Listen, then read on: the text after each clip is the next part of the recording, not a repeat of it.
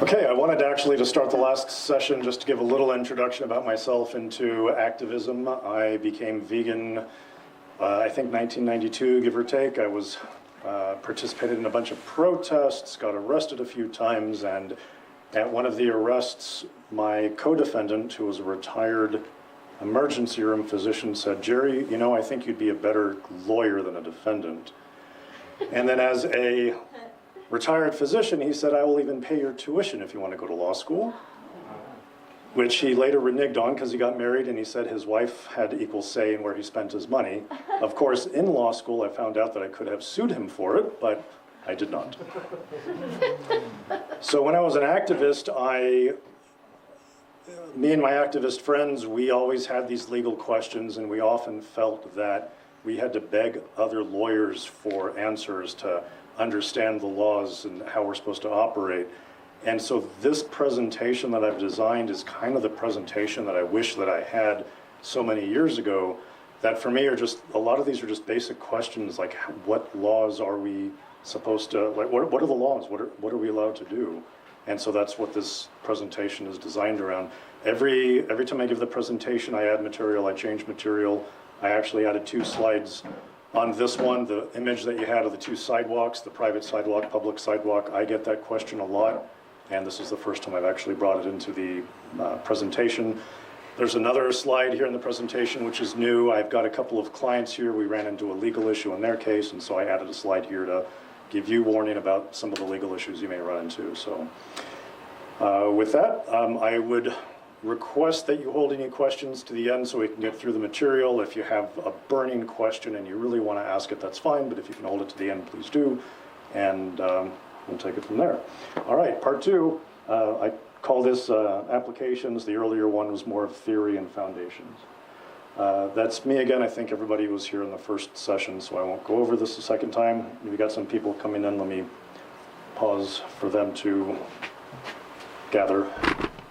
Come in, come in. Sitting here? I don't bite unless you're made of plants. All right. Okay, so this is supposed to be, the second section is supposed to be a little more advanced, a little more in the weeds. And so I'm going to tell you how to analyze your right to speak. How do you know that you're being discriminated against? When you are participating in speech in any venue, the government, the shopping mall, the business, any venue has the right to restrict you to what is called time, place, and manner, or what is better described as reasonable time, reasonable place, reasonable manner. It's easy to explain the reasonable time and the reasonable place. So for example, you cannot protest in a residential area at 2 o'clock in the morning. They will arrest you and your rights are not being infringed. You have to do it at a reasonable time. They can restrict you. The government can restrict you to reasonable time. Same thing outside of a hospital or outside of a school. If your protest is going to be interfering with hospital recovery, if your protest is going to be interfering with school instruction, they can move you to a reasonable place or a reasonable time so that you have the right to your free speech, and they can do their hospital things, they can do their school things. And so there are these restrictions of time, place, and manner. It is important when you protest a private organization that you ask for their time, place, and manner policy. You can look over the policy, you can say, like all of these rules are fine with me, we're good, or this law, or this rule says they want me to pay $50 up front, I don't want to pay anything up front. You can consult with a lawyer, and maybe we can get that $50 charge knocked off as a unreasonable rule for that. So generically, what I have here is reasonable time includes sleeping hours and campus during classes. A lot of these are flexible. There have been very loud and very vocal protests at university campuses. Sometimes students or teachers will say that it's interfering, but it's still, I've read cases where it still favors the free speaker, so don't take any of these as hard and fast rules. Everything, there's wiggle room. Reasonable place, you have to be given access to your intended audience. This goes back to the free speech zone I showed you in one of the slides. They cannot force you far away from your intended audience. They can't put you in what we call a desert island. They have to give you access to your audience within reason. There was a case where there was a peace activists protesting the military, and the military was trying to keep these peace activists who were in boats. I think it was a U.S. Navy case. They were trying to keep these boats like 3,000 feet away, and the court said 3,000 feet was ridiculous, and they let the boats come closer.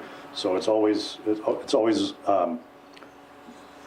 the courts are going to try to give you as much as they can without interfering with whatever else is going on.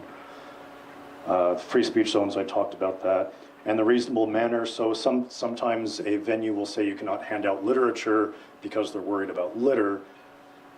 You handing out literature is your right. Somebody else littering, that's their problem. They can't restrict your literature because of somebody else may litter. And so that's an example of an unreasonable restriction to your manner. There are sometimes restrictions on signs, but you can have a message on your shirt. Is there a functional reason why a sign is a problem? Is that a reasonable restriction on your sign? For example, if you're holding a sign up and there's a bus stop behind you and people can't see the bus, is there a reason for that policy? Or if it's just because they're harassing you, then it's not going to be reasonable. And then I have here pickets and weapons. So a picket, the material that you have that holds the sign up, the stick, they can have a reasonable restriction on that stick, which is to say it can't be made of metal, it can't be made of hardwood, but if you make it out of plastic or if you make it out of like balsa wood that's real light and easy to break, then it would be fine. And so when you get the time, place, and manner policy, when you look at item by item, these are the rules, you can individually analyze them and say, you know, I'm fine with a balsa picket, that's fine. Or it may say no pickets, I'm fine holding the poster, or it may be you want to hold a banner, or whatever that policy is. Time, place, and manner, very important. When there is a rule that restricts the content of your message, it is presumed to be invalid. And so what that means is that, for example, if they allow the Salvation Army to do their thing, they don't allow you to do your thing, and you're essentially doing the same thing. Why are they discriminating against you and not the Salvation Army? It is probably because the content of your message is veganism. The content of your message is animal rights. If there's a restriction on the content, they're not allowed to do that unless they meet some very difficult criteria. The criteria being, is the restriction narrowly tailored? So whatever the restriction is, they need to tailor it. They need to make it as minimal. They need to minimize that restriction as much as they can, so they do what they need to do and allow you to speak. An example like that would be if they say no graphic pictures because they don't want to have a bloody horse or something being displayed, but they would allow, for example, a bloody fetus, that's not being narrowly tailored. Or if they don't want you to have a bloody horse displayed, I don't know if that's the best example, but is there can they have a drawing of a bloody horse instead of a photograph? Like how narrow, how tight can they make that restriction to let you do what you need to do? Do they give you alternative channels to communicate? So for example, if they ban all sound, all signs, if they keep on stamping out your ability to communicate, they're not giving you an alternative channel to communicate to your audience. They can't stifle you. And then what is the underlying government interest to do this anyway? So the broad categories of protection for this is going to be child pornography. The government has broad control over limiting and eliminating child pornography, or how to make a bomb. So the government can have a compelling interest in some types of speech. What is the government's compelling interest here? So maybe a more realistic example would be if there's going to be a street fair and they determine that they only want to have a certain amount of decibels, they may say we're going to limit to 90 decibels. What is the compelling government interest? And if they can show we have a compelling government interest to keep the noise below 90 decibels, then they can show that. But the government when they try to limit the content of your speech, they have to check off each of these and make sure they're not censoring you. They have to show that anything that goes against the content of your speech is narrowly tailored. They give you an alternative way to communicate, and that there's a compelling government interest behind it. Almost every time, if the restriction is against the content of your speech, that restriction is going to be unconstitutional, almost every time. I have a few examples here just for an analysis. So if there's a rule, let's say you live in a neighborhood, the neighborhood says, the homeowners association says that all the signs you have in your front yard cannot be larger than 12 by 12. That is not against the content of what you have on the sign, that is against the sign itself. And because it's not against the content, it's probably okay for them to limit signs to 12 by 12. But the next example is protest signs no larger than 12 by 12. How do you know if it's a protest sign or not? You have to look at the content of the sign to know if it's a protest sign. And so that is probably unconstitutional. Yard signs, the same thing, 12 by 12. It's not against the content, but it's against the placement.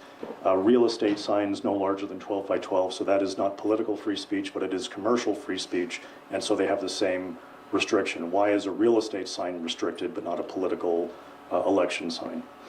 And so when you encounter these restrictions, you want to think about, are they restricting everybody kind of the same way, and it's not the content of my speech?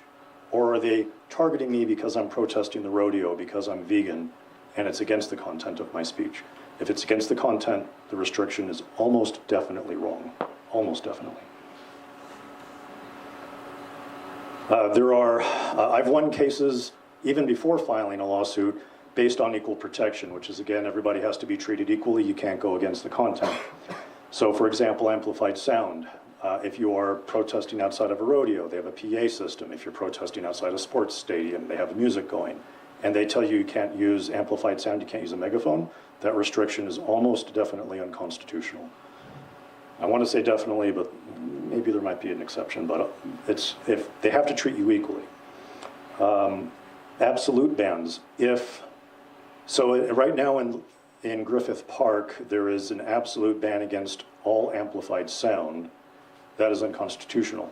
Because you are allowed to use amplified sound in some contexts, they can't just outright ban it. They have to make regulations to say when you can and when you can't. Invidious discrimination, does anybody know what that term, invidious discrimination, is? It's going to go more toward the discrimination of the person or persons enforcing it, more to the discrimination of the police officers that are targeting what you are doing specifically. The case on the books that I'm familiar with is that there was a police department that was enforcing prostitution laws. They were making arrests of prostitution, but the only ones they were arresting were the gay prostitutes, the men prostitutes. They were not arresting the women.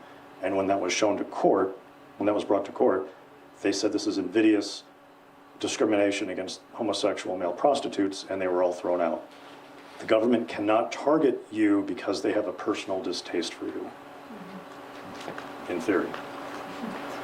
And then no favoritism. So no favoritism and no discrimination to me is kind of the same, two sides of the same coin. No discrimination, they can't act against you. No favoritism, they can't act in favor of somebody else. For the agitate, I put that there. I saw a documentary about Dr. Martin Luther King, and one of his inspirations, one of the people who motivated him, was telling Dr. King as a child, your role is to agitate. And the government needs to protect your right to agitate. And so when you're agitating, the government can't target you because you're agitating. The government can't target you because you're encouraging a boycott. The government can't target you because you make children cry, okay? You have the right to speak. You have the right to agitate.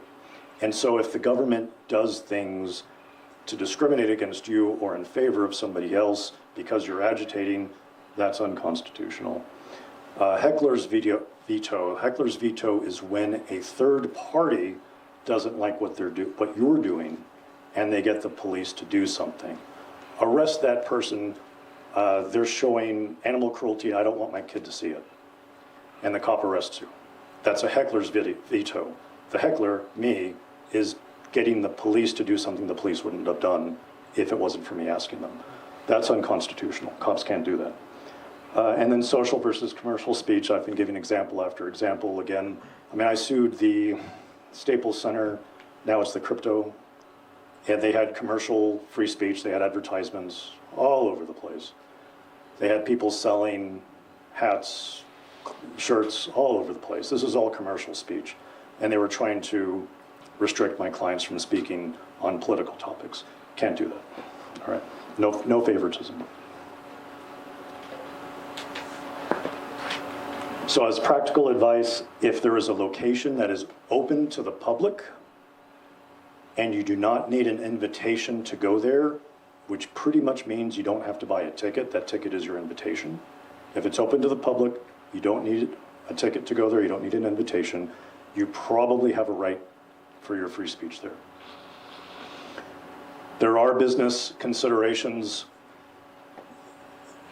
which we've somewhat talked about. So there is obstruction. You can be, if you are obstructing a business, which is to say you're blocking a doorway, you're blocking individuals.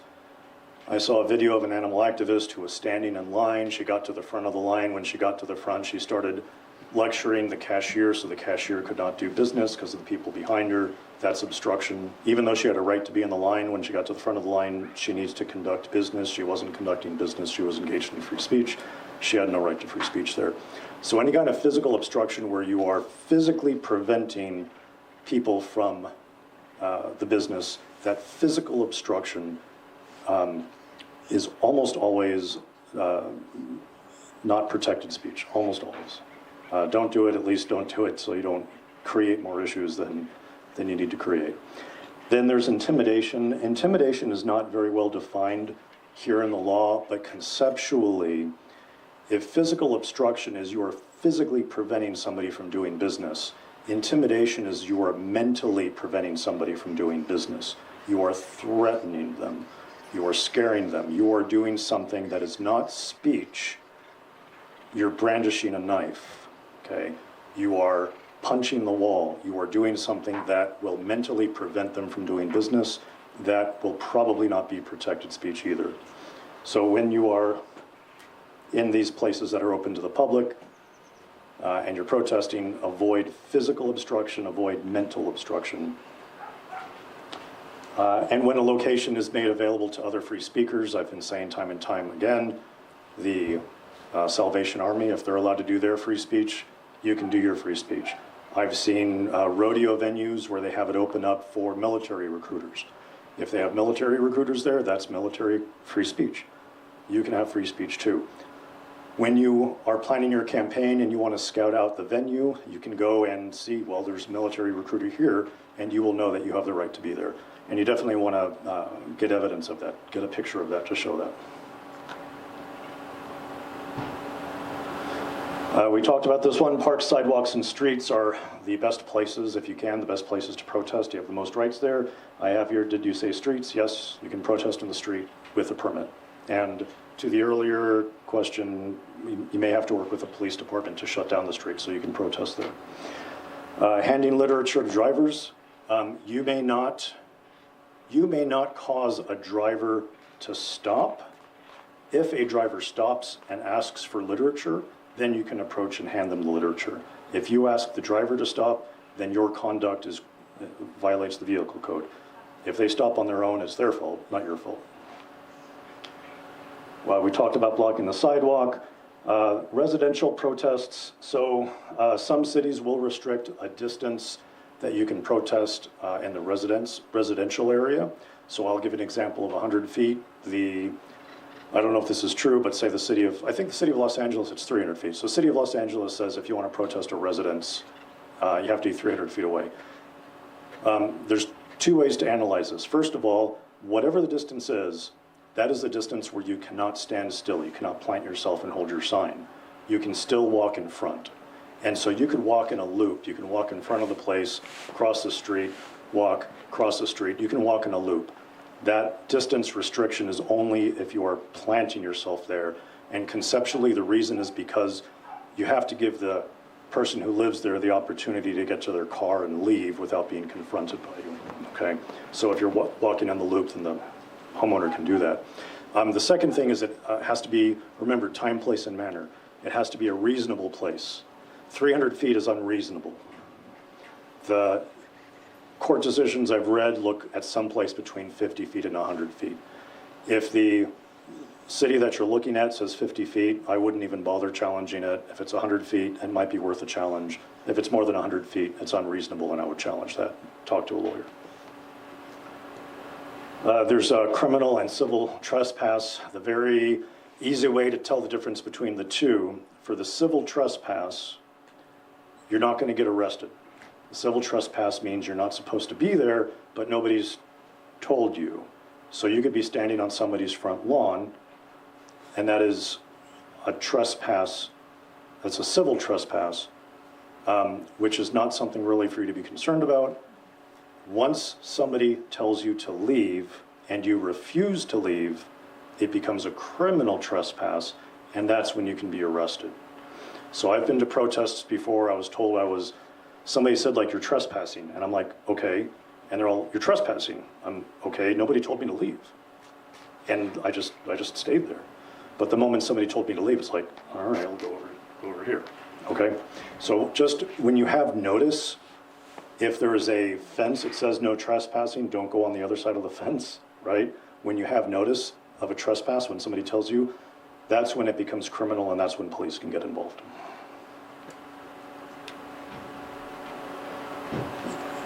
At a protest, if you think that there might be a lawsuit, if you think that your rights or somebody else's rights were violated, it's helpful if you think about collecting evidence. My recommendations is we want to know witnesses, so you can collect names, phone numbers, email addresses of protesters who might want to become plaintiffs and file a lawsuit, protesters who are witnesses and might want to say what they saw. Certainly police, I need to know who I'm suing. And when you get evidence of police, the best thing is if you can get a name, a badge number, a serial number, something identifying like that. If you can get a picture of their face, I can file a lawsuit against the city. And in the lawsuit, I put that picture there, say identify this police officer, and then I bring that police officer and do it. So something that I can identify the police officer is very helpful. And that's one of the reasons, obviously, with these ICE raids and having the masks up, that's a big problem constitutionally, and we're dealing with it. And then any other witnesses who you think may have seen something, to collect their information. Do not collect any written or oral statements. If you tell a witness, hey, would you write down what you saw? That document becomes evidence in the case. It goes to me, it goes to them, it goes to everybody. And depending upon what happened, I may want to talk to the person and control how that statement is framed. Because sometimes people say things inadvertently. They'll use language that they don't understand the implications of the language. Even, I mentioned a little later, the word disrupt. A lot of people like talking about disruptions, but a disruption is illegal. And so if you have a witness who sees something which is not legally a disruption, but in the statement they say they saw a disruption, that hurts the case. Even though it wasn't a disruption, they thought that it was. They write it down, and that can hurt the case. So you don't want to collect a written statement. You let the attorney or the attorney's investigator collect the statement to make sure that we don't say things that we don't mean to say. Collecting video, pictures, and any other physical evidence, anything that, video and pictures are really the big things. As a practical matter, I mean, we have a case right now where there's protest signs, but the protest signs really aren't part of the case. I mean, technically they're evidence, but they're not really evidence of anything important. But usually video and pictures are the most important thing. I don't know if there's an attack, I'm just thinking off the top of my head, if there's an attack, there's a bloody handkerchief, collect the bloody handkerchief, think about things like that, but usually video and pictures are what we need. Spoliation of evidence, so this became an issue. The moment you think it is reasonably likely for there to be a lawsuit, for you to be in the lawsuit, you are required not to destroy any evidence. And so one of the cases we have right now, there was a communication chat group where people were communicating with each other, which was set to auto-delete, which is good activist practice. The moment that it was thought that this could be a lawsuit, it was reasonably likely this could be a lawsuit, that auto-delete had to be turned off. And it wasn't turned off, and it became an issue in the case. Thankfully, we got through the issue, but it's an issue in the case. And I want to underline that because those communications among you, where you're talking about activism, you're talking about your campaign, that is protected speech, and we can prevent the other side from getting those communications. However, if you delete it preemptively, then it looks like you're hiding something. We can't go to the judge and say, Your Honor, these are the communications, they're just talking about the days and times they're going to arrive. It is political speech, completely innocent. If it's deleted, they're going to think, well, were they talking about committing perjury? Were they talking about, oh, I punched this guy in the face, wasn't that funny? And so we don't want to delete it, even though the other side will not get it. We don't want to delete it just so there's no question, why did you delete it? So the big things not to delete are going to be those communications, those text messages, videos, and pictures. You shouldn't delete anything. Again, in this case, I'm talking about some protest signs were trashed. They're not evidence in the case, but because hypothetically, theoretically, maybe in some way they could be evidence, then they should not be thrown away. And then my last comment there is that group communications are typically protected. And I'll underline that to say that if you do have a group communication about the protest and somebody says, hey, after the protest, let's go get pizza, that statement is not about the protest, and that statement could be given to the other side. Or if you say, let's commit perjury, that is not about the protest, that goes to the other side. Or let's murder somebody, that is not about the protest. So when you have communications about the protest, in a broad sense, that'll be protected, but anything that you can actually pick out of there that is not about the protest would go to the other side. So if you have a medical condition and you want to keep it secret, don't put it in a group chat.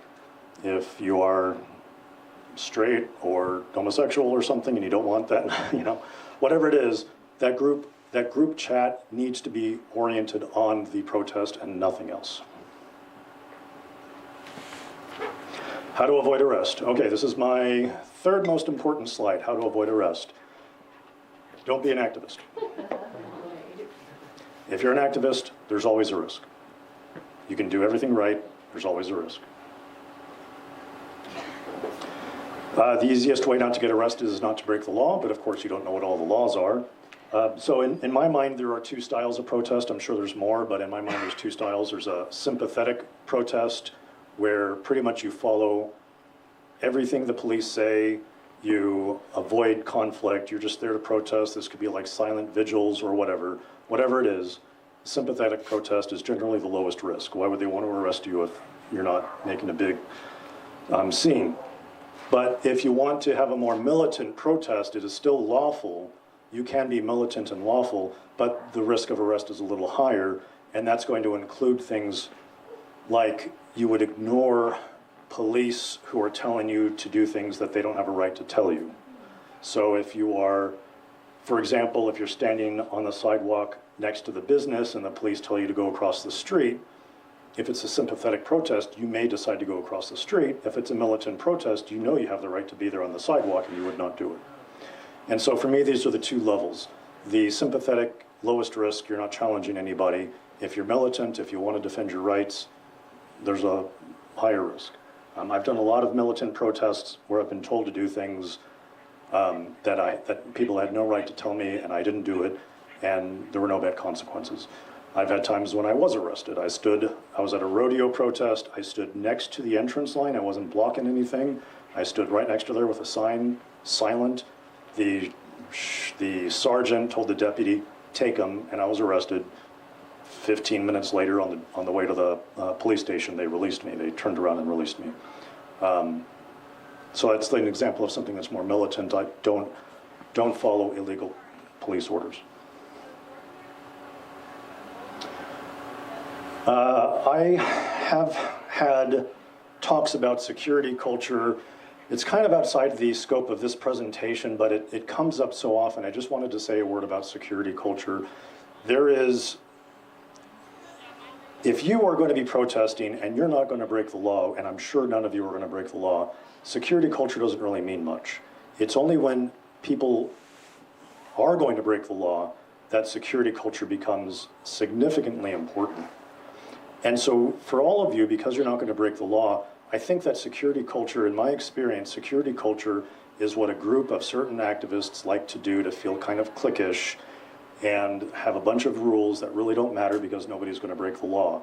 And it irritates me a great deal when they have not literally secret handshakes, but they have these secret handshakes because you're in the security culture club. And I've just seen it a lot.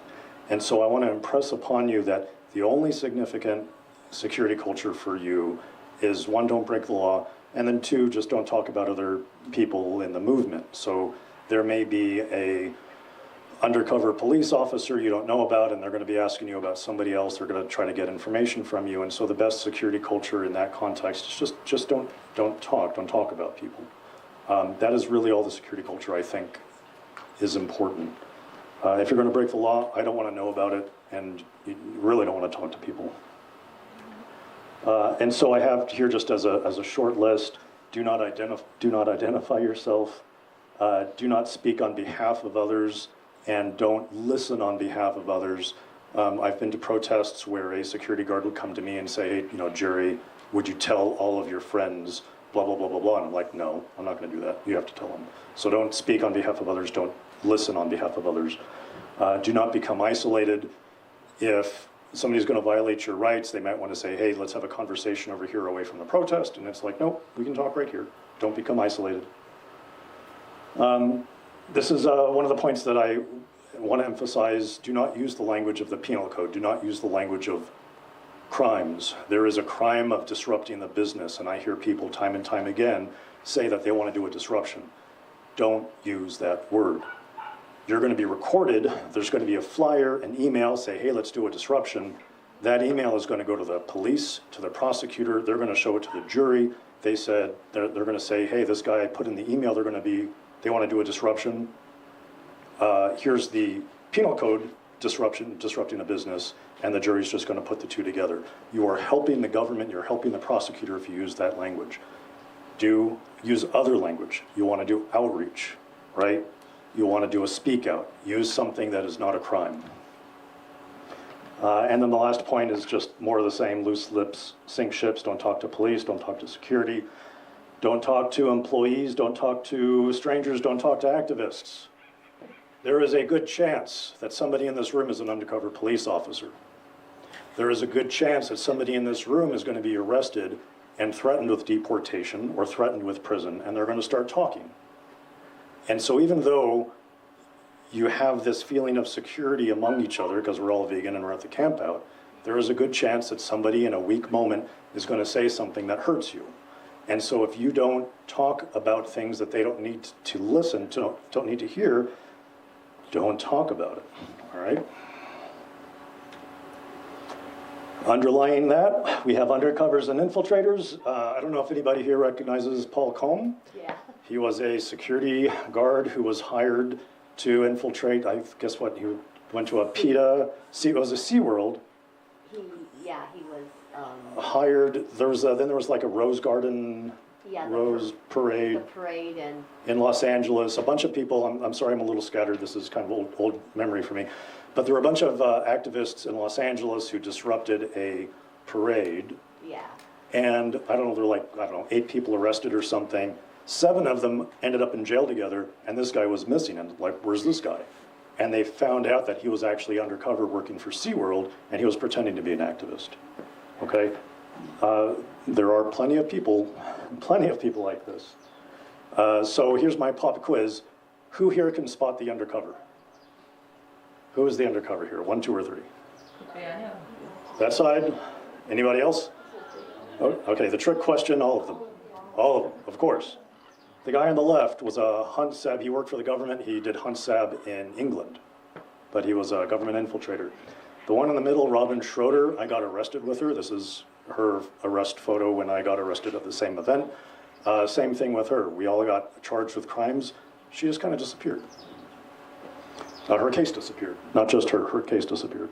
The guy on the right was at the Republican National Convention, or was it Democratic, in Minneapolis, St. Paul, and he was provoking people, distracting people when there were police all around, and it was a beautiful thing. A lot of the activists there were saying, like, you know, keep your eyes on the police, keep your eyes on the police, because this guy was very dramatic and pulling our attention away from the police, and people are saying, like, watch the police.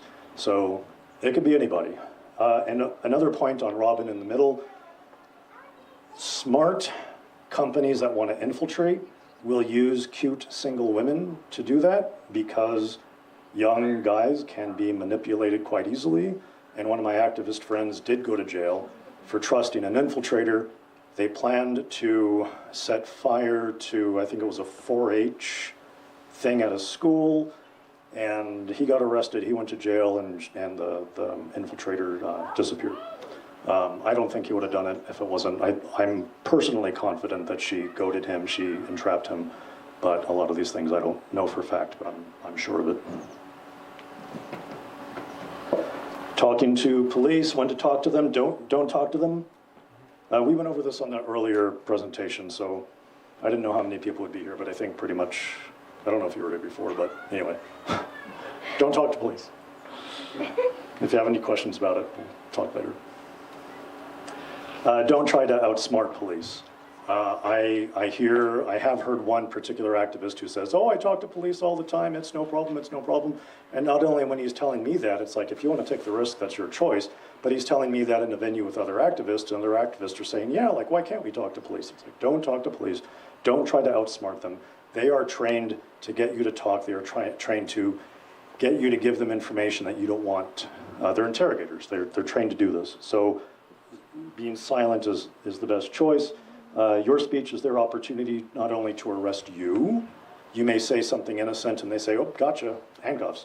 Or they could arrest somebody else. Maybe they talk to another activist and the other activist says, like, I wasn't at this place. They talk to you and you say, yeah, he was there. And so they just got that activist in a lie, lying to police. He gets arrested. Don't talk to police. Police can and will lie to you. If they lie to you, it's lawful. If you lie to them, unlawful. And another big point, these are legal terms, but there's hearsay versus admissions. If you say something to police that helps you, it is hearsay and it gets thrown out of court. I did not rob the store. That's, to me, I mean, I'm protecting myself, but that doesn't help me because it doesn't go to court. It's hearsay. But if I say something that hurts me, it's considered an admission. Why would anybody say something that hurts them unless it was true? If I say I robbed the store, it's no longer hearsay, it goes to court. And so if you're talking to police and trying to protect yourself, anything you say to your benefit is out of court. Anything you say to your detriment goes into court, so don't talk to police. When to film police, pretty much always. The only issue is interference. If you are that close that you are going to be interfering with their police function, then that is an issue. So just give them space. Police have been asking for 8 feet distance, 10 feet distance. There is no number in California. In California, you don't interfere with them. So you could be 5 feet away. You could be 20 feet away. Just don't interfere with what their police action is doing. The Privacy Protection Act I mentioned to you before, which is if you are filming and your intent is to broadcast it on YouTube, whatever, then that, whatever you're filming, that camera cannot be searched by the police. The exception is if you're there to film the crime, if you're, for whatever reason, your friends are going to get arrested and you're there to film, you're there specifically to film your friends getting arrested, that becomes evidence and that can be searched. But if you're not there, essentially, if you're not there to film the crime, you're there to film and broadcast it, then you're protected. It's a nuance, but that's the way the law works. The 4 W's, when you are filming, You want to know who is making the recording. If I get a video and I don't know who the videographer is, I may not be able to use that video because I need the videographer to testify that, yes, I shot this video, yes, I shot it on this day, yes, I shot it in this place. And if I don't know who that videographer is, I can't do that. And so it's good practice, if you can, at the start of your video, say, this is Jerry Friedman, March 7, 2025, I'm in whatever, the Beverly Center or something. If you can put that in there, if you can put the W's in the video, that's very helpful. So who is recording, who is being recorded? This would be filming the police officers' badge numbers, faces, who are you recording, when are you recording, and where are you recording? These are always very helpful. And the last point there is language. So I had one client who was arrested at the Staples Center. She went back the next day, and as she's filming what happened, like walking through, she says, oh, this is where those fucking meat vendors are. And she walks over, and this is where that goddamn cop told me I can't do something. I can't use that video. You show that to the jury, and they're all like, well, so be mindful of what you're saying into the video. There are 3 types of police stops. The first one is consensual. Any cop can come up to you and ask you questions. It's complete consent. This is where I recommend that you turn your back or direct them to a legal liaison, direct them to the organizer, and you get back to protesting. You're not there to talk to cops, you're there to protest. If you're not sure if this is a consensual stop, this is when you say, am I free to leave? And if they say, yes, you're free to leave, then leave, go back to protest. The next level is a detention. A detention is when a police have reason to believe that either a crime is being committed or a crime is about to be committed. You're casing a joint, right? So they can detain and investigate for crime. It means that they're not sure enough to make an arrest, but they are stopping you to investigate. Same thing, ask if you're free to leave.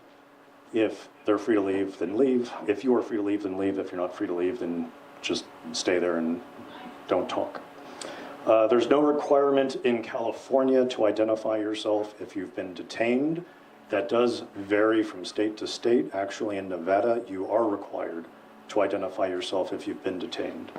So these rules apply to California. Do not lie, do not fib, do not mislead. If you do not identify yourself, it is considered obstructing, and you can be arrested for that independently.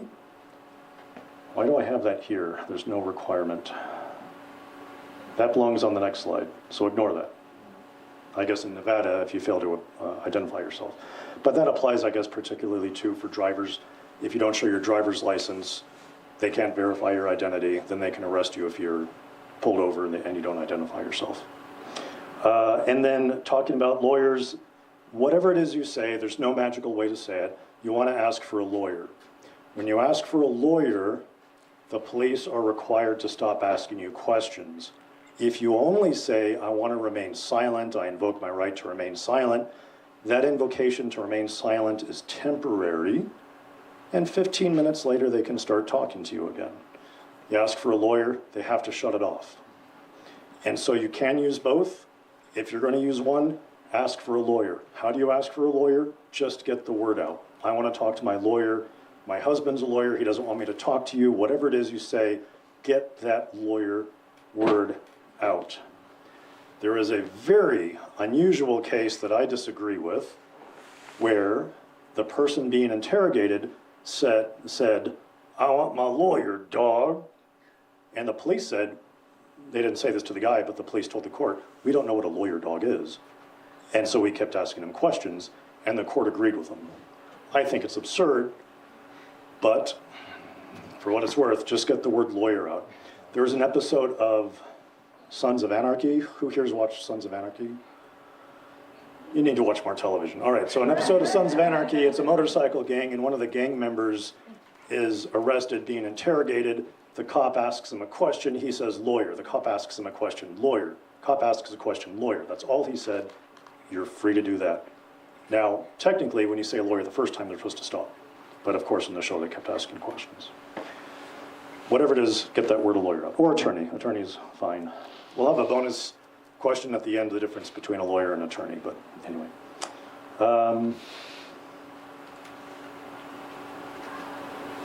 Another important point, when you do not respond or you do not use the word lawyer, in some circumstances police can use that against you.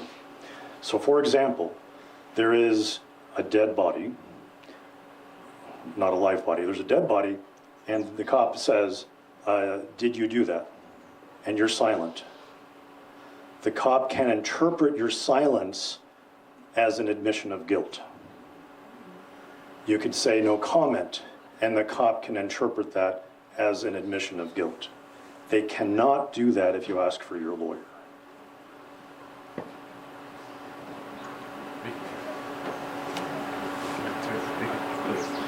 They can interpret it as that way, but how does it affect the court decision? So the way that it works is that a cop is going to say, and a judge might say, any reasonable person would deny killing the guy. And so they can use that at your bail hearing so they don't release you. They might be able to, they could use that, I guess, at the trial. They could say, when they asked you if you killed the person, what was your response? And they say, I didn't say anything. What if you just say, oh, I'm doing my Fifth Amendment because anything could be used against me, Fifth Amendment is probably good because you're invoking the amendment, but if you say no comment, I didn't hear an invocation of the Fifth Amendment. If you remain silent, I didn't hear an invocation of the Fifth Amendment. If you ask for your lawyer, to me, that is the bulletproof vest.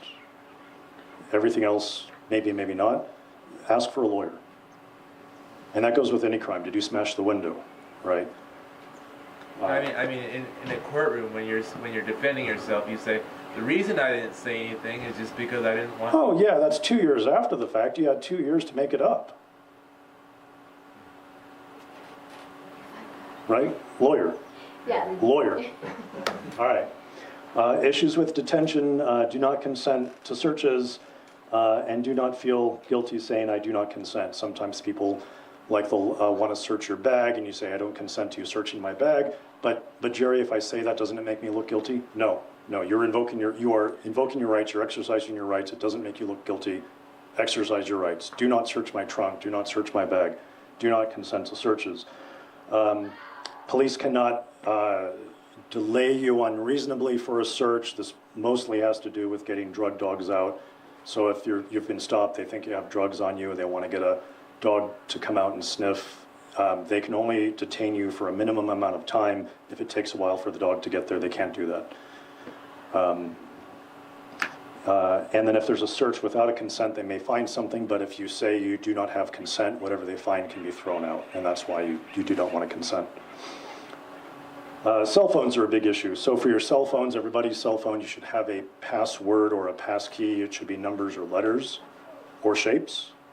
Do not use biometrics. Do not use a thumbprint.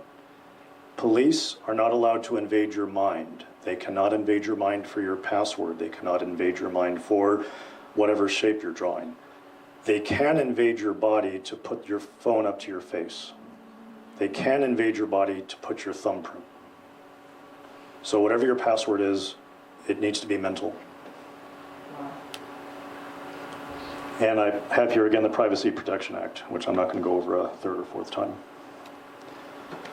And then issues with arrest. So you can be arrested if there's probable cause. Probable cause is a reasonable person says it's more likely than not that you committed a crime. So we think of it as 51% or more, but it's more than 50%. So anything more than 50%. And then you must identify yourself if you're asked. If you're not asked, you don't have to identify yourself. Again, you do not have to give your physical ID. Just give your name, address. They want to, like if you give your name, my name is John Smith. How many John Smiths are there?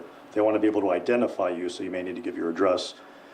They may want your birth date, or they might want something to identify you. Do not lie, do not fib, do not mislead, do not give them a fake name. If you do, they can charge you with that separately.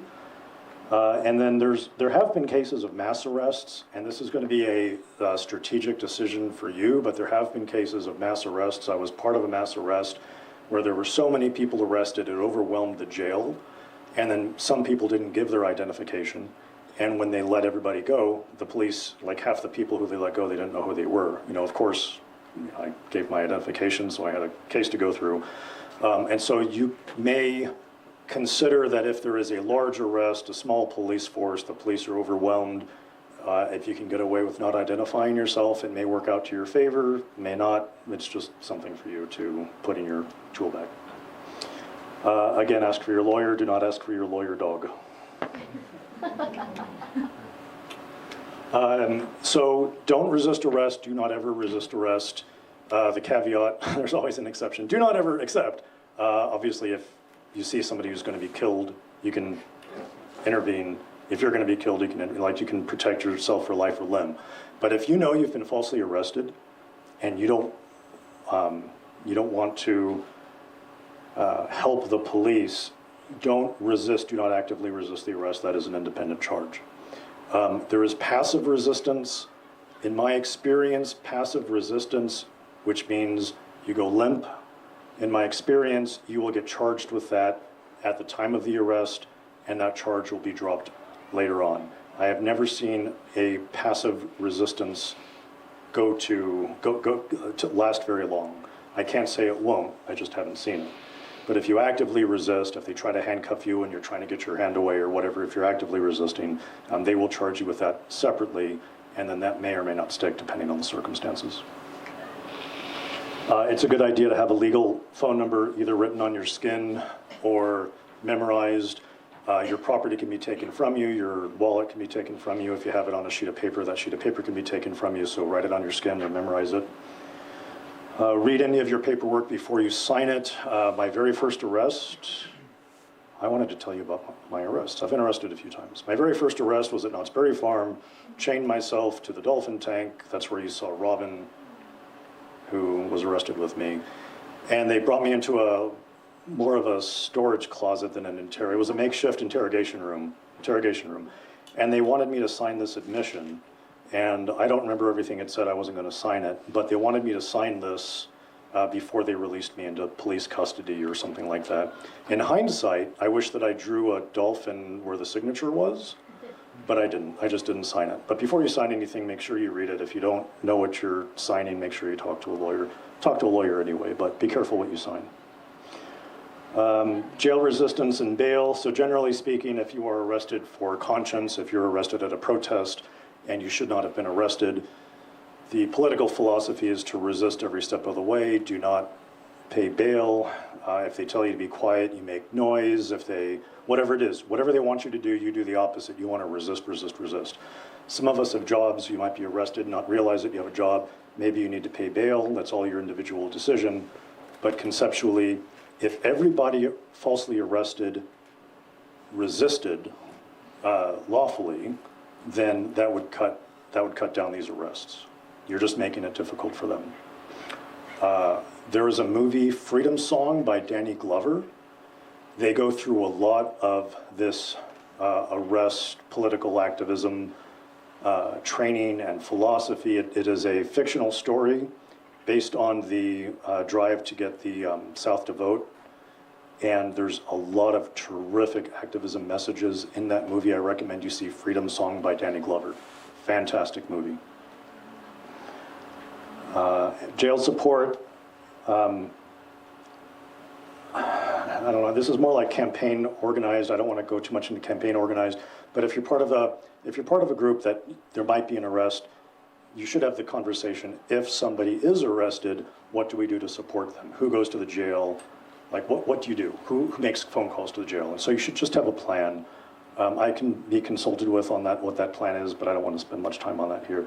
At the very bottom, phone calls are recorded. Just remember that. So whatever it is you talk about on the phone, I've been in jail, I think, 2.5 days before I became a lawyer, and I remember talking to somebody, and I don't remember what I said, but thankfully it wasn't used in trial. But it's just, remember, those phone calls are being recorded. Sergeant Hamill, okay, this is going to be an example.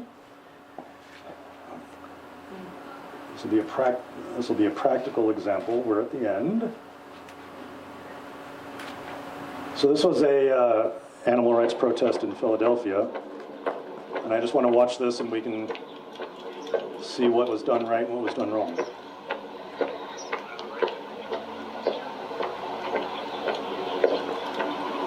Neighborhood protest, public sidewalk.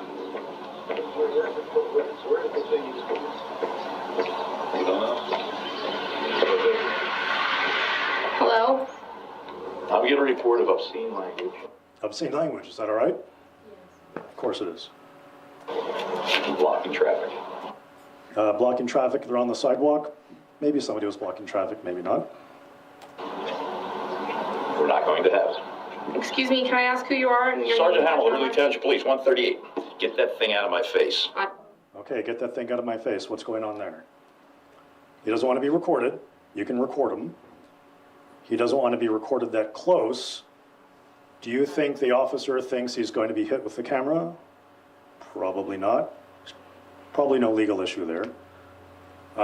But I think giving space, not just physical space, but giving space and trying to reduce the number of issues, probably a good idea to take a step back.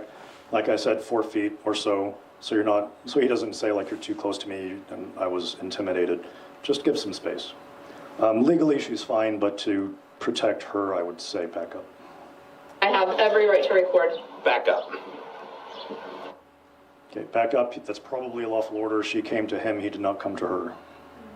You don't have the right to be in my personal space. Back I'm up. not at your personal space. Back up. Turn around. Stop your silliness. Silliness, okay? Of course. Why are you wearing a mask? Masks? Okay. Masks are fine as long as you're not concealing your identity to commit a crime. Do you hear activists talking? Love it. He was just to remain silent. Are you his attorney? She gave legal advice, but that's not really legal advice. She spoke on behalf of others. Yeah, she can do that. Right? She is not saying, I'm an attorney, I'm gonna take you to my office, we're gonna have a conversation about your legal issue. That wouldn't help the activists in that case, because don't they have to remove their own right to remain silent if they were maintaining their space? In this, so in the context, the right to remain silent really goes to an arrest, and so it's a little premature for that. Okay. But even her saying he invokes his right to remain silent, you're right, that doesn't necessarily invoke it for him, but he's not talking anyway. I don't know if I gave a clear answer for that, but that's okay. Get what you pay for. All right, you're scaring people. Is it okay to scare people? Yeah, No. that's silliness. Well, silliness is okay, we went over that. So this is an interesting question. So in one of the cases I have right now, there were a lot of complaints of children being scared. But are you allowed to scare children? Yes. I mean, can you put on a costume and scare children? If you see a kid crossing the street without looking both ways and you yell at them, can you scare children? You can scare children. Okay, that's all right. Now, in some contexts, I wouldn't recommend it. You know, I wouldn't want to terrorize a child, but you can scare them. Sometimes they need to be scared. We're not going to have anybody scared. We're not going to have any obscenities.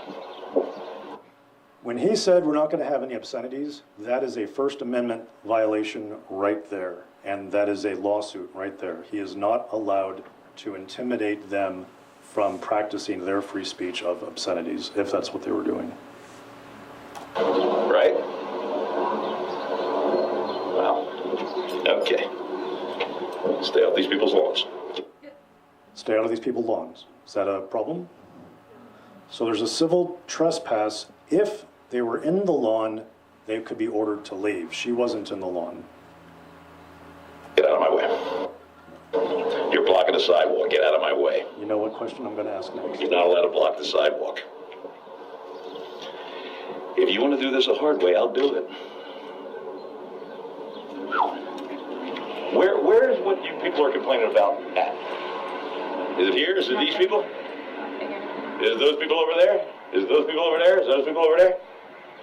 No? You're just trying to scare people wearing masks.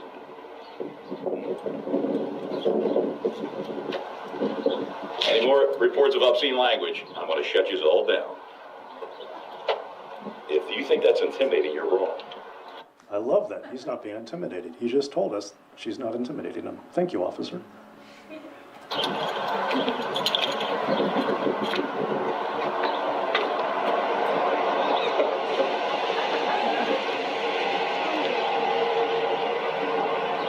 That was all for the.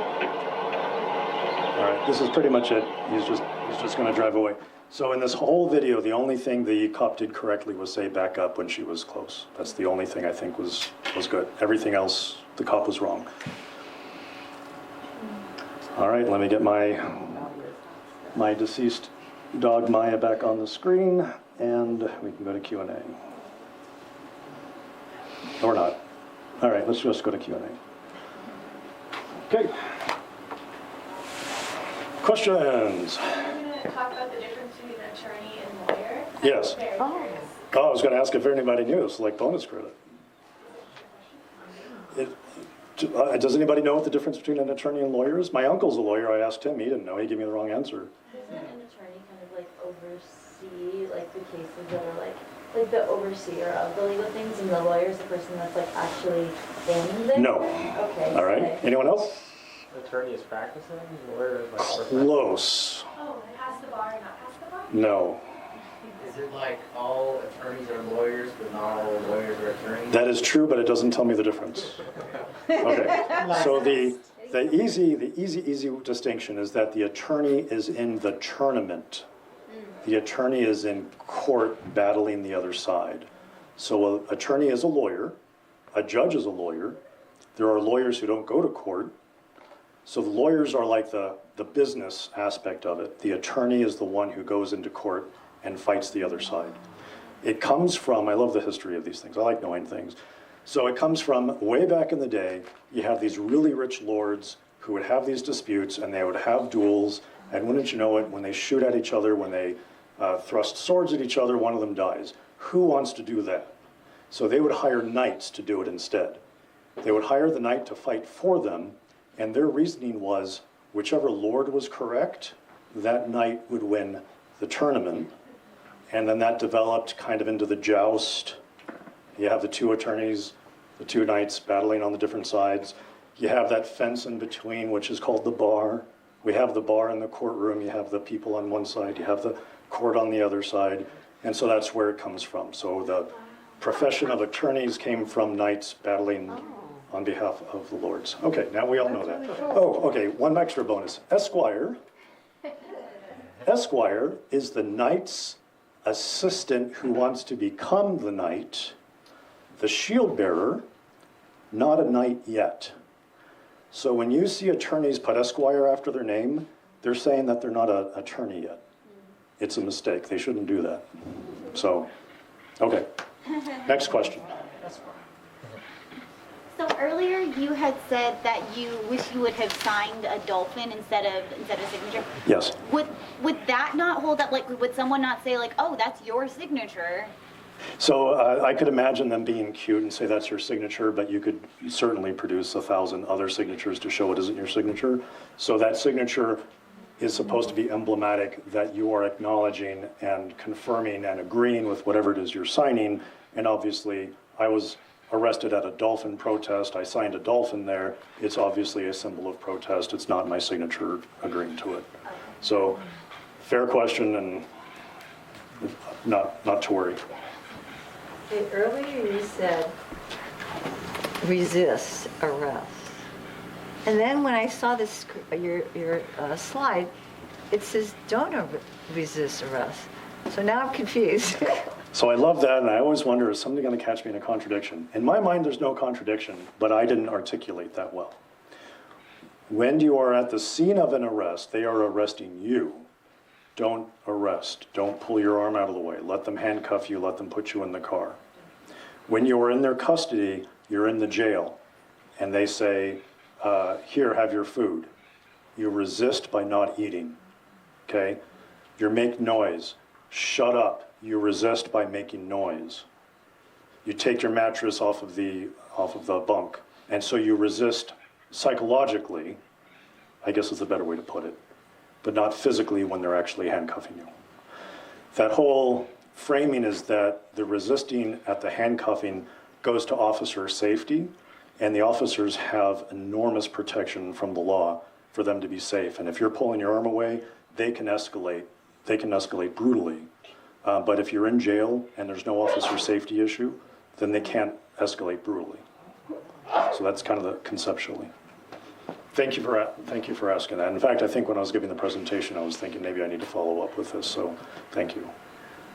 Kind of a follow-up then, like, once you've been arrested, they tend to then, like, ask a lot of follow-up questions, just further identifying information about you? Would In my resisting opinion- kind of go along with that? So if you are in their custody, they can keep you until they know who you are. So you can certainly resist and not give your identification. You can certainly be silent, and they will keep you until they know who you are. If you don't have to go to work, maybe you want to do that. You know, that's your choice. At some point, if they still can't figure out who you are for whatever reason, you don't have your thumbprints in the system, which is strange, but if that happened, they can put you before a judge, and the judge will ask you to identify yourself. If you don't identify yourself then, you're in contempt of court, and they keep you longer.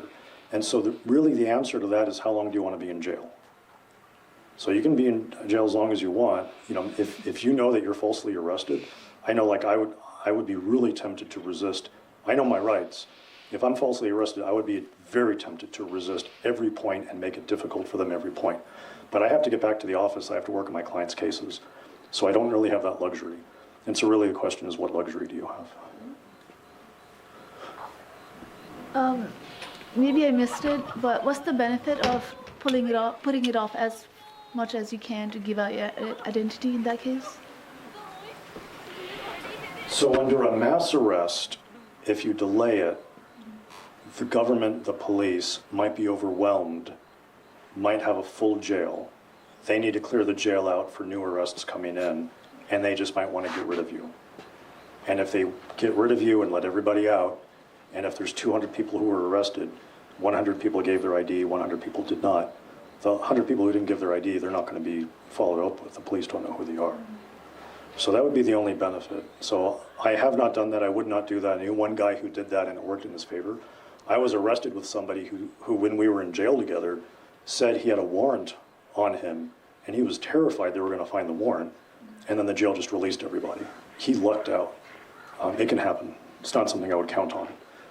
It's not something I recommend you do, but it's something that if you're in that circumstance, if you're in jail with 100 people, maybe you don't give your ID. I have one more question, but someone else. Sure. So you're arrested, and you said don't resist. And when you're in the jail, do whatever you can. Don't resist. And if anybody's doing something wrong, is it being recorded? Like, how do you know? What if, like... I would assume everything is being recorded. Okay. I mean, it would be foolish to assume anything else. So I would assume you're always being watched. I would assume there's no privacy on the phone. Assume that somebody who is in jail with you is a police informant. I mean, even the activist who was arrested with you could be a police informant. So I would assume the worst to protect yourself. So I've never been in jail. So in jail, everything you're doing is being watched? You should assume it is, even if it's not. Even when you're going to bathroom? I would always, so on that, I would say no. Okay. But I would always assume, even if you look around, you see no cameras, they might have a microphone in there.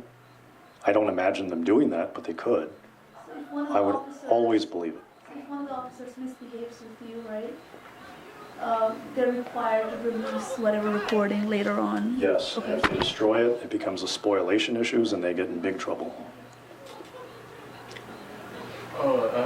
A couple of months ago, I was at Palomar College and leafleting, and a police officer, I think she was new there, she told me that I had to register 3 weeks in advance, and I can't be there, and there's this freedom speech zones and stuff like that. And so I told her that there was a lawsuit with Cal Poly Pomona, and then she said, where the guy won $30,000, and she said, I don't care about lawsuits. But then she said, well, would you go with me to go contact the administrator? And I said, yeah, I'm happy to do that. And then the administrator came out and she said, oh yeah, you can be here, and you can, yeah, just feel free to do this, but please don't do that, whatever. And so then she just walked away. But under what circumstances do you try to educate police about the law? And what cases would you not try to educate the police? As an activist, I would not try to educate the police on the law. You can make your individual decision. I don't think you should talk to cops. In that situation, as I run through it, I would have just kept doing my thing. Cops telling me not to be there, I would ignore her. But you don't know if she doesn't know what she's doing. She could have arrested you because she doesn't know, maybe. Or maybe she does know and she's trying to bluff and you call her bluff. So there's always a risk, but I wouldn't try to educate police. As an activist, as an attorney, I don't mind getting in their face. You know, I know what I know. So, I mean, my most important advice is don't talk to cops, but if you're going to talk to cops, don't lie. And the thing is, maybe I could have gotten arrested and sued and won, but on the other hand, I just wanted to leaflet that day. Like, I didn't really care about, yeah. It's a judgment call, and I can't tell you in every circumstance what to do. I can tell you as a lawyer, you risk more when you talk to police. I mentioned the one activist who was saying that he talks to police all the time. He may have a 100% record, but he's another privileged white guy. So for me, it just makes me real uncomfortable, because if you look at people who get convicted of things, they get convicted more often when they talk to cops, and they get convicted less often when they don't talk to cops. And there was another thing that one of the other police officers said, like, that I was leafleting and then people were coming around the corner and he was saying, I was startling people. There's no law against startling people. So, but that's the thing, cops will lie to you. They do that, right? She thinks it's her job to get you out, and she will lie to you to get you out. And that's why, what's the point in talking to her? So.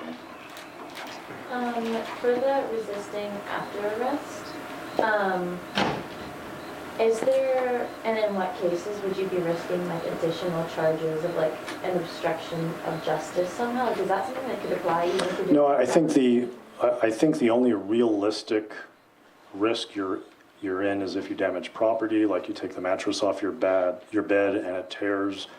Even then, if it tears, you're not trying to tear it. I don't think they're going to be able to charge you with that, but if you're there pulling stuff out, they probably will.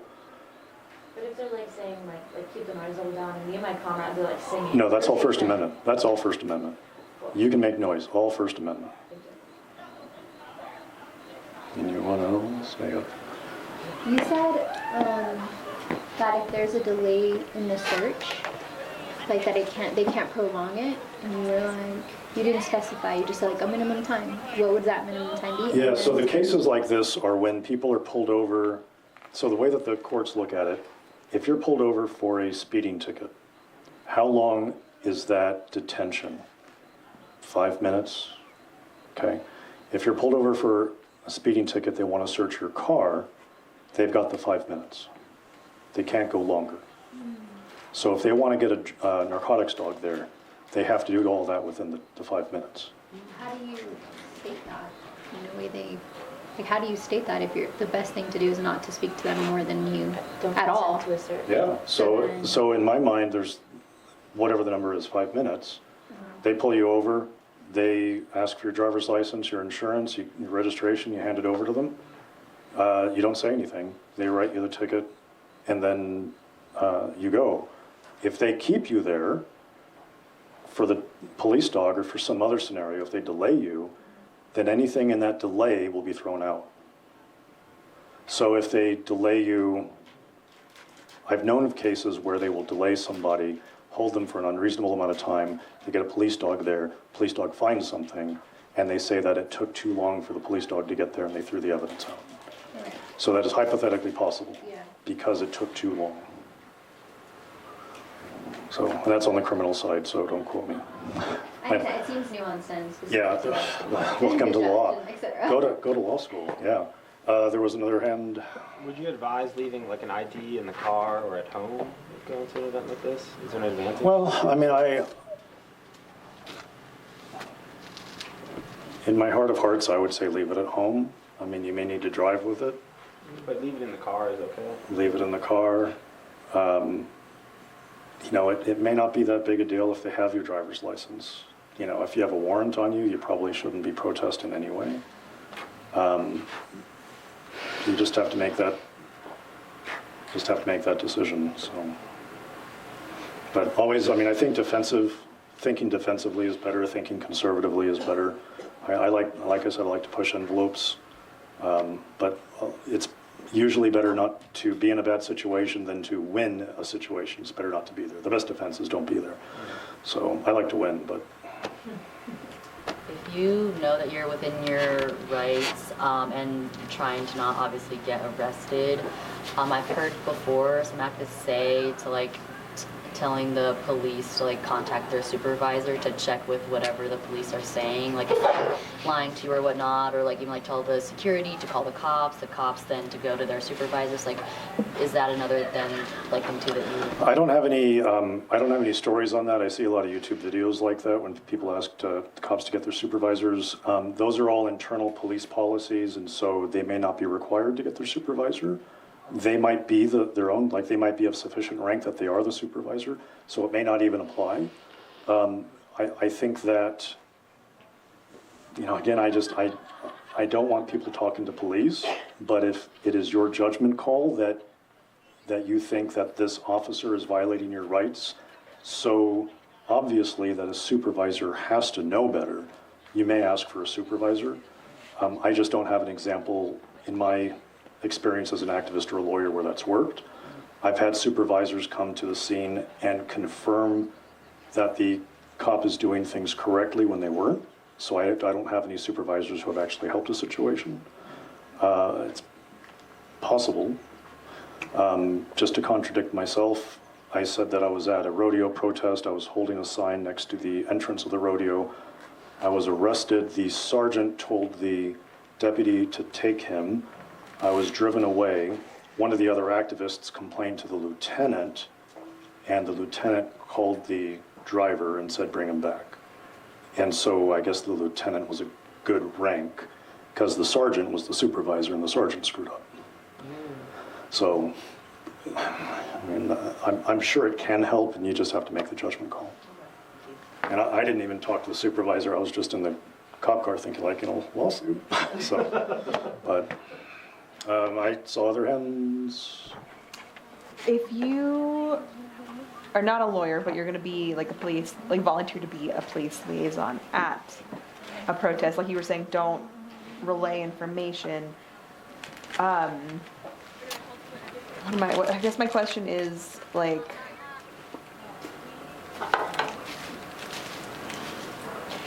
it's hard to describe. Like, I feel like usually when I've been a police liaison, my job is to relay information, but like to make it clear that I'm not the decider, but I'll talk to like the group, like each person individually and relay whatever the police told me, but they can decide on their own what they're gonna do.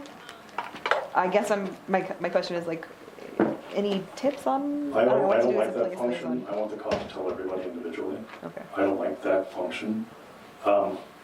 I don't really know what a police liaison's job is, other than it brings a lot of activists comfort to say, talk to this person. I think that a police liaison should only have two functions, just thinking on the fly. One is to give lip service and don't do anything. So a cop says, tell everybody, and you'll say, okay, okay, and you don't tell anybody. So I think that one would be to be obstructionist like that. And I think the other thing would be if somebody's going to be a police liaison, they need to have a vigorous conversation with a lawyer and go through scenarios and get some training from a lawyer about what to do. I don't know. I don't know what a police liaison is supposed to do. Just to kind of jump back from that super quickly, a lot of people, folks that participate in protests don't have the same privileges that you and I enjoy. And so it puts people of color in a less dangerous position to not have to interact with police. So a lot of times police liaisons will be white folks. Mm-hmm. So I think that's wise. Under the circumstances, yeah. Just to give you a little bit more insight as to why its function. Old ladies with walkers, yeah. Yeah, because it gives that face of, approachable, friendly. Yeah. To the whole I think that's fair, but I would still say that police liaison either needs to be obstructionist. So yeah, everybody, cop, you talk to the liaison goes, yes, sir, and the conversation stops there. Or that liaison has a real good understanding of what to talk to the police about in what circumstance. Yeah, thanks for your insight on that. I Yeah. think it's really important and valid. So, I think we had another one on this side. yes. There was a hand. Is it you? No, anyone? All right, take his my turn. Oh my gosh, that's right. So we had said he has a list of questions and he's been patient.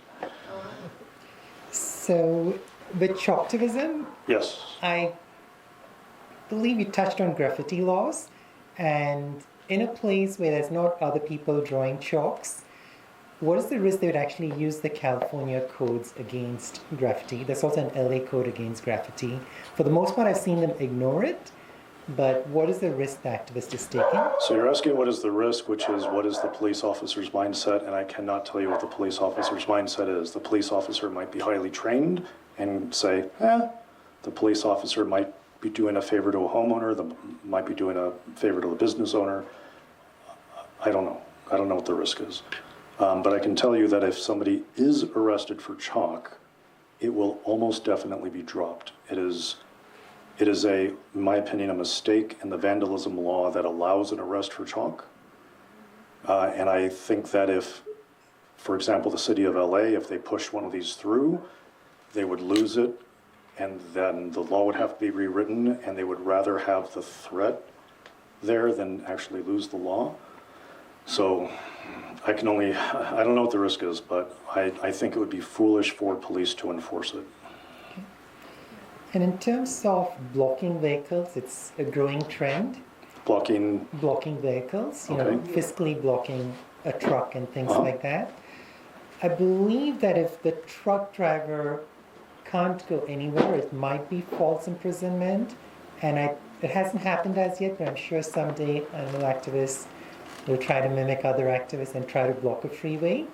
If you leave one lane open, are you still imprisoning people? So that's not going to be false imprisonment. False imprisonment would be you have a truck driver in the cab and you close the doors and the truck driver can't get out. But because somebody is standing in front of the truck and the driver can get out, he's not imprisoned. But I heard that they can't abandon the truck, so in a sense they are imprisoned. The in a sense they are imprisoned doesn't work in criminal law. The in a sense doesn't. Okay. They either or they are, they are. And to be imprisoned, you have to be in a closed space. You have to confirm that you can't get out. So if you're in a closet with a closed door and you never check the door, you're not imprisoned. If you check the door and it's locked, you are imprisoned. You have to look for your exits and try to get out. I think a number of activists carry pepper sprays with them to protest, and LA has a law against any weapons, including pepper sprays, which most activists don't know. But if you're arrested, will that kind of be added to your charges? Normally, yes. Okay. So that law applies to everybody equally. It's not against the protester, so it's probably a good law. If you have pepper spray on you, you'll probably get that added. Okay. Security guards, they sometimes will use force to try and push people out. It's one thing when they're just asking you to leave and you're not leaving and then they push you. But there are times when activists are loud on the megaphone, and so the security guards don't wait. They just start pushing you right away. Do they have the legal ability to do that, given that you are, in a sense, interfering with the business? So police have special protections. Security guards do not. Security guards are just normal folks like you and me. Normal folks like you and me, we have the right to use reasonable force to remove a trespasser. They're a trespasser if they're on essentially here private property. It could be public property, but private property. You have no right to be on that private property. It's not a shopping mall. And you're told to leave and you refuse to leave. So that if you are a trespasser, they can use reasonable force to remove you. What is reasonable force? Everything is case by case. Like I said, if they just grab your arm, they don't cause pain, they grab your arm and they escort you out, that's certainly reasonable force.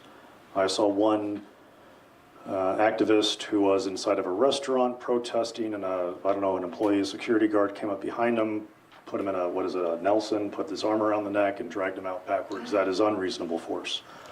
So the question is, what is reasonable, and it's really case by case. Another growing trend is similar to this megaphone. People also get up on stage where, by convention, the average person would know you're not allowed to do that. Can they start using force before they tell you to leave? Basically, they're preventing you from getting close to the speakers. In order for there to be a trespass, there has to be a request to leave, which includes a sign that says no trespassing. You have to know that there's a trespass underway. And so I would have to see the venue to say that it's automatically trespassing, like there is notice, there's no notice, maybe there's another law that's in place. But generally speaking, they have to be told to get down off the stage. They have to refuse, and then they can use reasonable force. Okay, because if it's the Emmys or something, typically the security guards just jump on you. Yeah, so the Emmys inside of a building, when it's inside of a wall, you don't need notice because you're inside of a wall, and that wall is considered notice. Like, you can't go into somebody's backyard with a fence. That fence is your notice, like this is private property. And so you have to look at the venue. Okay. And shopping malls, I understand they have time, place, and manner, but no one seems to be following the narrow tailoring. They try to make it as broad as will be tolerated. How do we force them to narrowly tailor the requirements? You talk to an attorney, you tell the attorney, I disagree with this. The attorney says, you have a good argument, you have a bad argument. You have a good argument, the attorney sends a cease and desist. And the mall says, we're going to enforce it, lawsuit, we're not going to enforce it, you're all good. Similar to the police liaison stuff, when you're doing just outreach, it's not like a protest. It's a lot of times the cops don't mind you, but you may be using megaphones or something that just, you may cross some legal limits. And my personal experience is that if you maintain civil interactions, they excuse minor mistakes you make. Is that a benefit for someone who's engaged in, like tabling, leafleting? Yeah, as I said, I think normally if you're engaged in what I called sympathetic protest, I don't know if that's the best term, but if you're not being a dick, then usually police won't be a dick to you, usually. Okay. If you're militant, then there's more confrontation. But, there's too many examples to say that there's a rule. There's too many counterexamples. So many of us are recording all the time now. And if you happen to record an illegal activity and then you delete it and the cops see you delete it, can you be charged with abetting a crime after the fact? So my disclaimer is I'm not a criminal defense attorney. My knee-jerk reaction is yes. There was a case some of you may have remembered. There was child molestation in Las Vegas. The molester got into the friend's car, and the friend and the molester drove home. The driver, the friend, was not arrested as an accomplice because they said everything that the driver did, he would have done anyway. He didn't do anything additional to help his friend who was the child molester. And because he didn't do anything extra, he was not an accomplice. What you're describing as deleting a video, that's something extra. So I would think that if the police knew that you were deleting the video and you weren't deleting some other video, then I could imagine that they would charge you as an accessory after the fact or something. Okay. Aiding and abetting, which is, helping somebody. Okay. If you don't have a lawyer, most people who are not doing civil disobedience don't have a lawyer. If they happen to get rounded up, can they still say, I want to speak to my lawyer, or they just say a lawyer? Either. Okay. Even if you don't have a lawyer, you can still say my lawyer? Yep. And is it better to say lawyer than Fifth Amendment because a jury? Lawyer is always better. You can do twice. You can do both. I invoke my right Fifth Amendment, I'm not going to talk. I invoke my right. It's actually a First Amendment right for a lawyer. You can do both. At least do the lawyer. If you do one, do the lawyer. I'm concerned about the Fifth Amendment because if someone asks you, did you do this? I invoke my Fifth Amendment. You're supposed to invoke the Fifth Amendment when you don't want to self-incriminate. It almost gives the impression that you have something you might be incriminated Okay, over. there's a nuance there. There's two nuances there. The first nuance is that in a criminal trial, they cannot bring your invocation of the Fifth Amendment up to begin with. So the jury never hears it. The second thing is a nuance. The Fifth Amendment, your right to remain silent, is not to not incriminate yourself. It is not to testify against yourself. It is not, thank you, it is not to be a witness against yourself. So what we hear on TV all the time is, I don't want to incriminate myself, I'm being silent. In my opinion, that's a stupid way to say it. I'm not going to testify against myself. I'm not going to talk to you.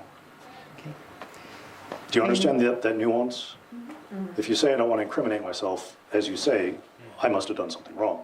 I'm not going to testify against myself. That doesn't mean I did anything wrong. There was a case in Irvine where a bunch of people spoke one after the other, so much so that the speaker couldn't speak. And even though you're legally allowed to ask questions, because it was orchestrated in a manner to prevent the speaker from speaking, they got convicted of some crime interfering with an event or something like that. I haven't heard of that anywhere outside of that. A similar random case that I haven't seen anywhere else was also in Orange County.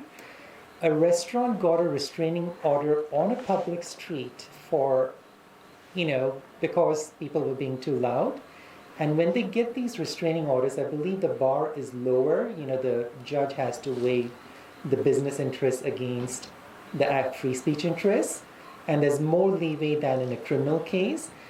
If you're on the losing side of one of these lawsuits, can you be held liable for the other side's lawyer charges? You said a lot. I'm trying to remember, what was the first Let's first do the first one. It's about when you orchestrate there was a a bunch meeting? of legal Yes, all right. interference with the speaker. So my understanding, and you didn't give much context, there is a law that says if there is a meeting, so I'm going to say I'm going to go to UC Irvine where they're going to have a meeting open to the public, and they're going to talk about Israel-Palestine. And when I'm there, I'm going to get up and I'm going to make a lot of noise, okay? So there is a law that says if you're interrupting a meeting without free speech, that is a crime. And so if I get a megaphone, I'm glad you brought this up, I want to bring up another point. If you have a megaphone that is set to siren, and that's just making noise, you have less legal protection than if you have a megaphone and you're speaking through it with a political idea, okay? So if I go to that meeting and I'm just making noise, that is a crime because I'm interrupting. If the noise I make is political discourse, then I have First Amendment protection and that law doesn't apply. So based on the situation you're describing is that if it was orchestrated, one person talks, one person talks, one person talks. In my mind, if each of those people are talking in the political discourse, they are contributing to what is being discussed, then that law should not apply. I can see the police interpreting it that they are not contributing to political discourse because they are in effect silencing the speaker. I can see there being an arrest. I don't see there being a conviction. Again, with a disclaimer, I'm not a criminal defense attorney. It happened in Orange County. The 11 got convicted for Irvine. I would be interested to read the nuances. Maybe I'll learn something. Maybe the judge made a mistake. Maybe this, maybe that. It's hard to, like when you give a hypothetical, there's nuances and it's hard to focus in on that. And then the second part was about the lower bar for restraining orders and whether or not they would be liable for the other side's attorney. And so that again is incredibly nuanced to know exactly why a restaurant got a restraining order based on a public street. It sounds like something is wrong, so either you're not telling me something or something isn't right. It is, in a First Amendment context, it is almost impossible. I will say it is impossible to be charged with the other side's attorney's fees so long as the lawsuit is brought in good faith. So long as what you are doing is in good faith, the law will protect you as a free speaker and not burden you with the other side's attorney's fees. However, again, in this context, if these people have an injunction against them, it means that they probably were not engaged in free speech. And if they weren't engaged in free speech, then it depends upon what the other side is doing to silence them. So for example, there are harassment laws. I can imagine hypothetically the restaurant is suing the activists for harassment, and under the harassment statute, yeah, the activists can be charged attorney fees because they're not engaged in free speech, they're engaged in harassment. And so there's so many nuances and so many twists and turns, it's hard to give you a clear answer to a broad question like that. Okay, great, wow, I got through all of them. Ooh, I just have one quick question. Well, just one quick question. If people are protesting, like let's say outside of a restaurant or a business, and the doors are open, but whoever the manager, whoever decides to close the doors because they don't want people inside to hear, would it be considered trespassing if people like, if the protesters outside like walk up, because I think that might be like on their property at that point and open the door. Yeah, I would see that as trespassing. I think when you grab their door, that alone could be trespassing. You could be standing on public property, grab their door, and that is going to be a trespass. And that brought up another, I like these Q&As, like I had this other experience. How many people here know Raman Saber? It's up in LA. So before I was a lawyer, Raman and 5 other people, 6 activists, were protesting at Mamma Mia restaurant, Pasadena, owned by Jennifer Lopez, memories coming back. They were protesting foie gras and things like that. So Raman everybody was on a public sidewalk. Raman had am I pronouncing his name right, Ramin? Yeah. Raman, okay. I think about Japanese names. So he had a megaphone. You get to hear my inner dialogue. He had a megaphone, and he had his back to the restaurant, and he was using the megaphone left down the sidewalk, totally lawful. Across the street, totally lawful. To the right, totally lawful. Turns around, uses the megaphone at the restaurant, and that's where he broke the law, because they interpreted him using the megaphone into the restaurant as obstruction, intimidation. So he was arrested on that. Everybody, all 6 people were arrested on that. The 5 should not have been arrested. Everybody was arrested, and they all pled guilty. Just get like they did a plea bargain for something small. And so that is something to think about using a megaphone, because as I said, if you're just using the siren function, if you're just making noise, you have less legal protection than if you're saying something. If you're using the megaphone at somebody's ear, that's not protected. You're injuring somebody.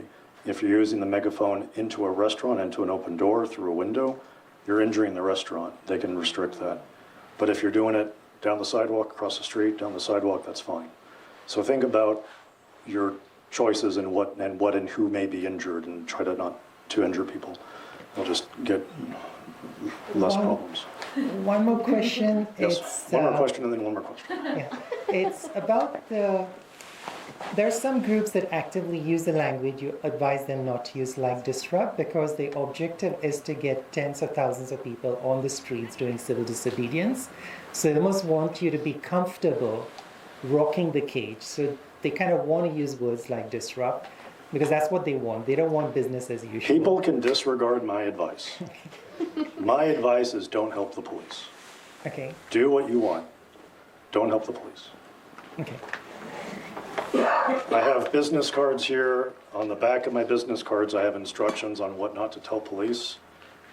I'm happy to help you if you have any free speech advice. I won't charge you.